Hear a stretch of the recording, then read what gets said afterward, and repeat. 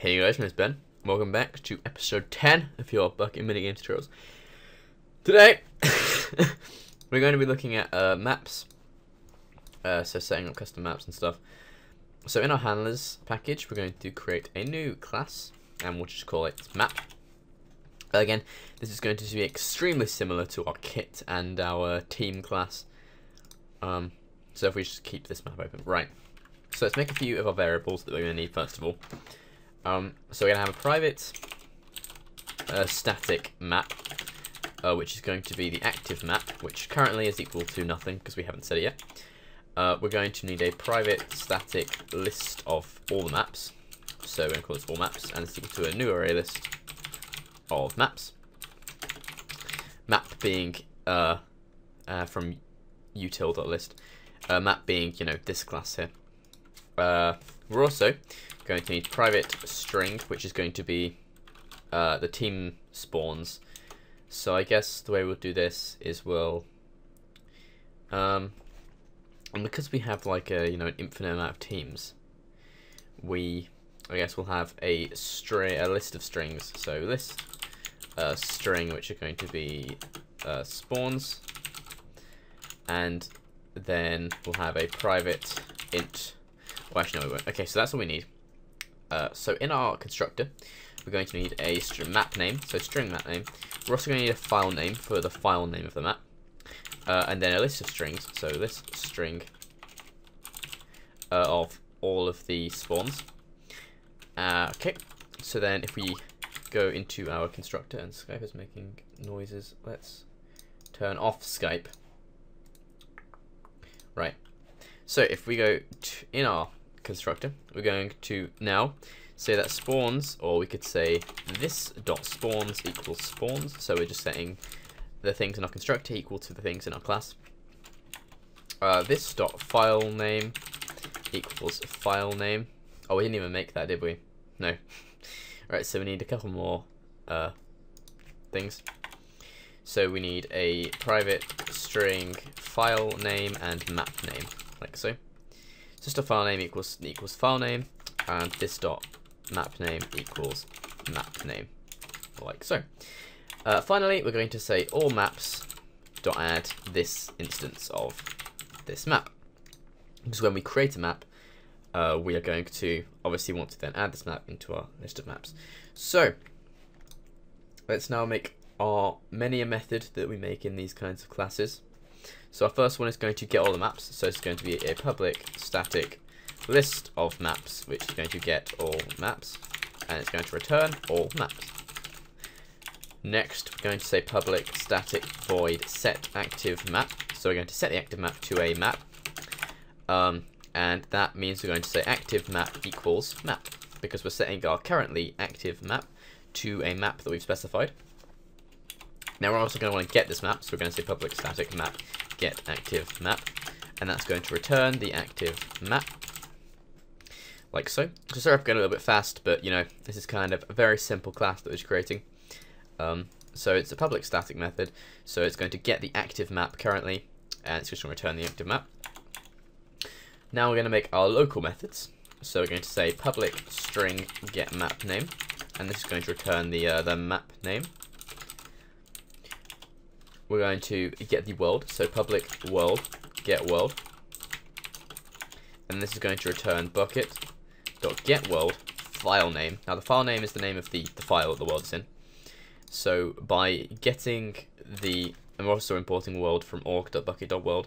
So by returning the world, we're then just returning the world at the file name that has been specified. And finally, we're going to create our get spawn method, which is a little bit more complicated. So it's a public location get spawn. Now in the spawn, we kind of want to put the team name, but we want to put kind of like team ID, I guess. So int team ID. Now the team ID, what the team ID is going to be is in our team class. If we go into our team, you'll see that all the teams are stored in all teams or active teams, and then these are stored in indexes. These all have an index in the thing. So all teams dot get 0, get 1 is going to be a team. So that is going to be the ID of the team. And I guess that we can actually make a method here which is going to be getID. So in our team class, type public int getID, and this is going to now try and find the ID for the team. So we're going to loop for the team. So for team T, all teams, if T equals this class, then return. Let me think about this. So we want to loop for the teams. Well, actually, no, we don't. We want to say for int I equals 0. I is less than all teams dot length, or oh my god, why did it do that? All teams dot size, and then I plus plus. Now, if this class, right? So if this class that we currently have an instance of team of is equal to all teams dot get I, then we want to return I. Otherwise, at the end of the thing, return -1. So that's gonna get an ID for our team. Each team will have a unique ID. Okay, so in our map class, we're going to say get spawn at the team ID. So now what we're going to do is we're going to say switch team ID, like so. And what the switch statement does, it's one big if statement, really. You can read about that if you Google it, or if you've watched any other of my Bukkit blog tutorials. So in case the team ID is now, I guess the issue we currently have is we don't know how many teams there are.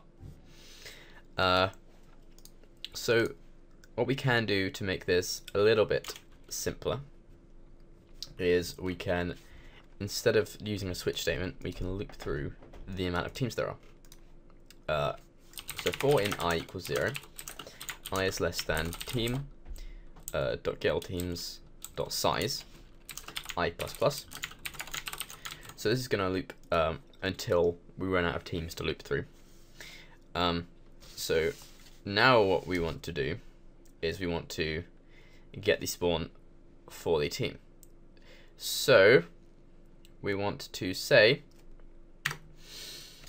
if spawns, now there should be enough spawns for each team, thinking if you have specified so many teams, logically you would have enough spawns to accommodate each teams, but some people may not, so we might add a check for that.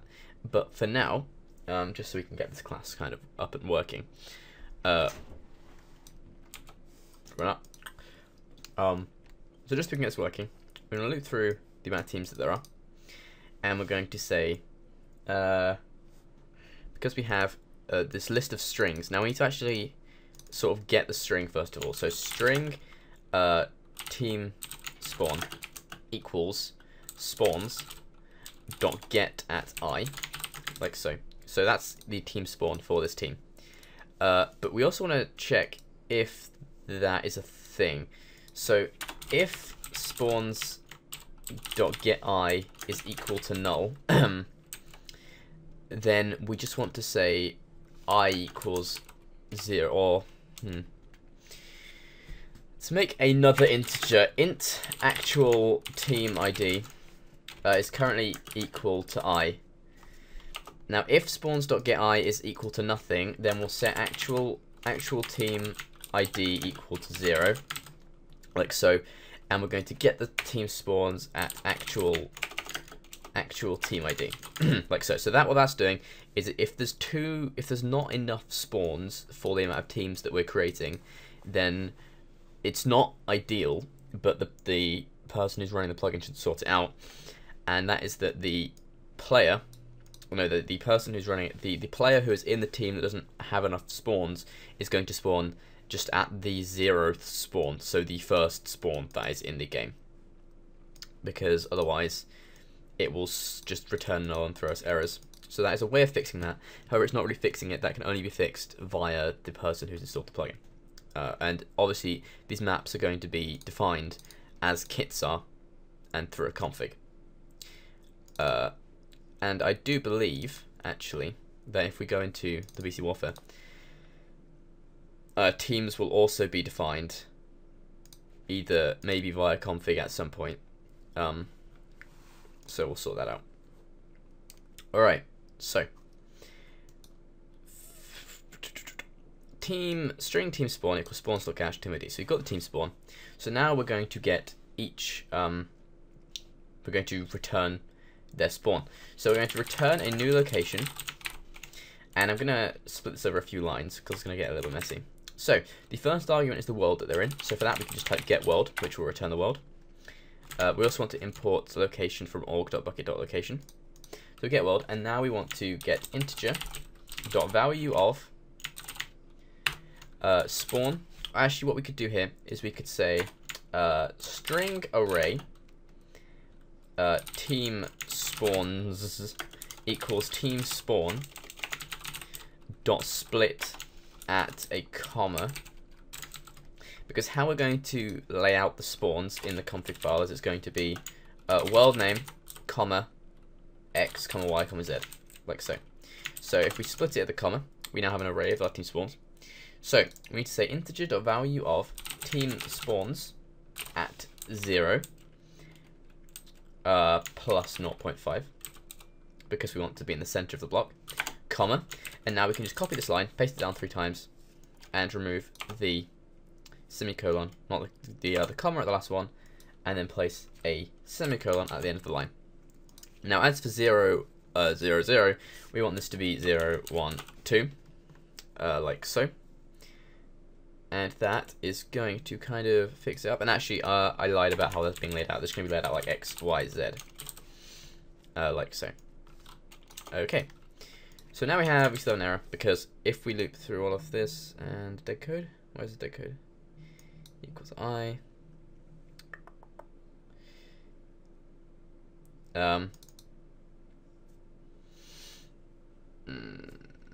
1 second. Okay, so I was being stupid. If we need to check that the team ID is equal to this, which might mess. It's been a long day.